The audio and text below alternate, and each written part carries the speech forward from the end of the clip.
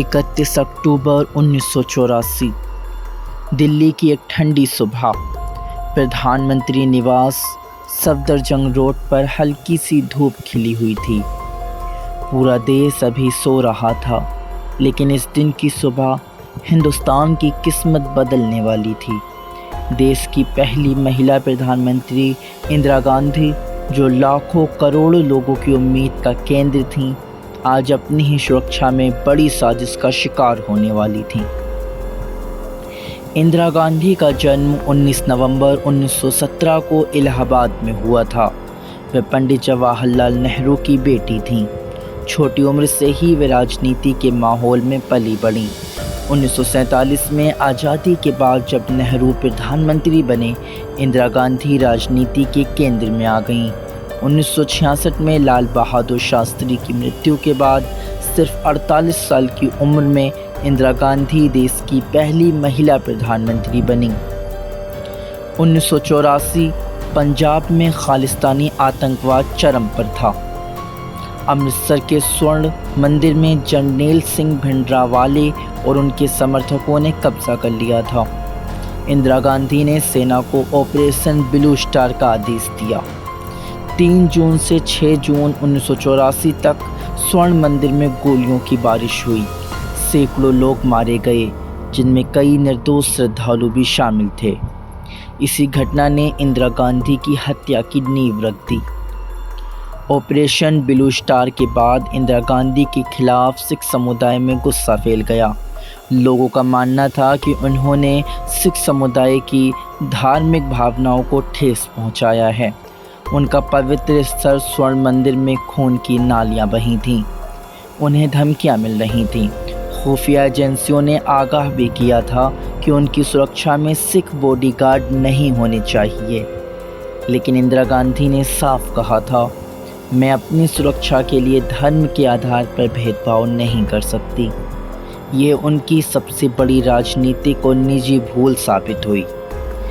इंदिरा गांधी को अपनी मौत का अंदाज़ा शायद पहले ही हो गया था, क्योंकि हत्या से एक दिन पहले यानी 30 अक्टूबर के दिन उन्होंने भुवनेश्वर, उड़ीसा में एक जनसभा को संबोधित करते हुए कहा, आज मैं जिंदा हूँ, शायद कल ना रहूँ।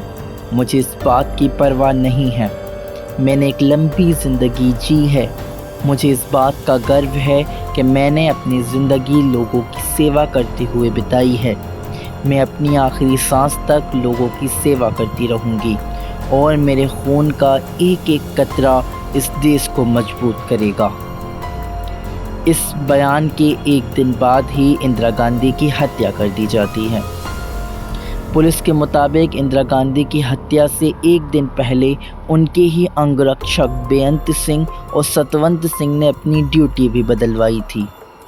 30 अक्टूबर को सतवंत सिंह ने एक कांस्टेबल से ये कहा कि उसके पेट में दर्द है और तुम्हारी जो पोजीशन है उसके पास में वॉशरूम है। इस बहाने उसने अपनी पोजीशन को एक्सचेंज करवा लिया था। बेअंत सिंह की भी रात की ड्यूटी थी। उसने भी बहाना बनाते हुए दिन की ड्यूटी करवा ली थी। 31 अक्टूबर की वो सुबह इंदिरा गांधी राजीव गांधी के इंटरव्यू के लिए पीटर उस्तिनोव से मिलने जा रही थी। समय था सुबह 9:10। जैसे ही वे अपने निजी गार्ड से घिरे 1 अकबर रोड के गेट नंबर 1 की ओर बढ़ीं, उन्हें सबसे पहले उन्हीं के बॉडीगार्ड सतवंत सिंह ने सलाम किया।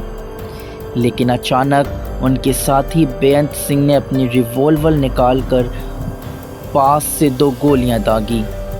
इंदिरा गांधी जमीन पर गिर पड़ी। फिर सतवंत सिंह ने स्टैंड गन से 30 से ज़्यादा गोलियां दागी। पूरा निवास गोलियों की आवाज़ से गूंज उठा।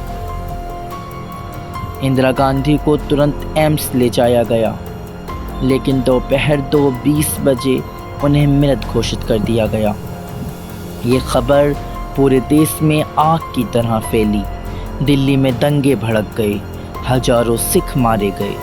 पूरा देश खून और आंसुओं में डूब गया। सिखों के खिलाफ होने वाली हिंसा और भी ज़्यादा भयावह थी। सिख परिवारों के साथ हिंसा की गई। सिख महिलाओं के साथ भी हिंसा की गई। महिलाओं से बलात्कार और आदमियों की हत्याएं की गईं। उनके घरों और व्यवसायों को आग लगा दी गई। ख़ास करके इस तरह की हिंसा देश की राजधानी दिल्ली में देखने को मिली। दिल्ली में सिखों के ख़िलाफ़ बड़े पैमाने पर हिंसा की गई। कई एजेंसियों के मुताबिक मरने वालों की संख्या तकरीबन 17,000 थी, जबकि भारत के डॉक्यूमेंट में ये संख्या 2800 बताई जा रही है।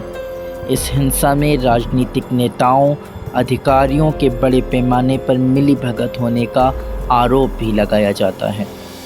ये भारत के इतिहास का सबसे काला अध्याय बन गया जब भारत के तत्कालीन प्रधानमंत्री इंदिरा गांधी की हत्या की गई और हत्या के बाद देश में एक समुदाय विशेष के खिलाफ बड़े स्तर पर हिंसा हुई। इंदिरा गांधी की हत्या के बाद देश का राजनीतिक परिदृश्य बदल गया। राजीव गांधी देश के प्रधानमंत्री बने। बेअंत सिंह को मौके पर मार गिराया गया, जबकि सतवंत सिंह को बाद में फांसी दी गई। आज भी 31 अक्टूबर 1984 की वो सुबह भारतीय राजनीति का सबसे भयावह सच है। सवाल ये भी है कि इंदिरा गांधी की हत्या जिन दो व्यक्तियों ने या उनके साथ मिली हुई टीम ने की, उनको सज़ा मिली या मिलनी चाहिए थी। लेकिन दिल्ली में और देश के कई हिस्सों में सिख समुदाय के ख़िलाफ़ जो हिंसा हुई, क्या वे न्याय संगत थी? क्या किसी व्यक्ति के कर्मों की सज़ा उसके समुदाय को मिलनी चाहिए थी? इंदिरा गांधी ने कहा था, अगर मैं मरी भी तो मेरा खून इस देश की मिट्टी में बहकर इसे और मजबूत बनाएगा। आज भी 31 अक्टूबर की तारीख़ हमें याद दिलाती है कि राजनीति में फ़ैसलों की कीमत कितनी भारी हो सकती है। कई बार ये अपनी जान गंवाने के बाद पता चलता है। अगर आपको ये वीडियो अच्छी लगी हो तो वीडियो को लाइक, कमेंट और शेयर ज़रूर कीजिएगा और इस तरह की और वीडियो देखने के लिए हमारे चैनल को सब्सक्राइब कीजिएगा।